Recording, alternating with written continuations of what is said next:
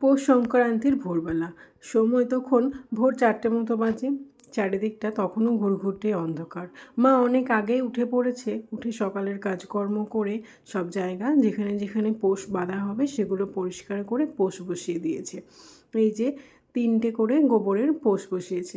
মা রক্তগাঁদা ফুল, তুলসী মঞ্জুরি আর সর্ষে ফুল দিয়েই সাজিয়েছে।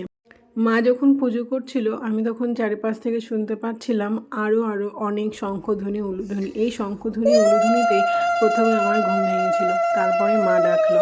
তারপর এই পোষগুলোর ওপরে ছড়িয়ে দিবে আতপ চালের গুঁড়ো। আর তারপর পোষ বাঁধার জন্য নিয়েছিল একটা বিচালি দিয়ে যা ভালোভাবে এটা বেঁধে দেবে। প্রত্যেকের বাড়িতেই 3 জায়গায় বা 5 জায়গায় এভাবে পোষ বাঁধা হয়। তোমাদের বাড়িতেও নিশ্চয়ই এভাবে ভোরবেলাতে মা এরকমভাবে পোষ আগলে রেখেছে। কিন্তু যতই আমরা আগলাই পৌষ মাস তো ঠিক চলেই যাবে, তাই না?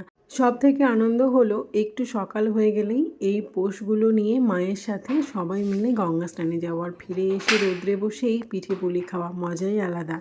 তারপর বাড়ির সবাই মিলে সন্ধ্যাবেলায় জমিয়ে পিকনিক। তোমরা কারা কারা পিকনিক করলে জানিও। আজ তবে আসি, দেখা হবে পরের একটা ভিডিওতে। ততক্ষণের জন্য ভালো থেকো, বাই।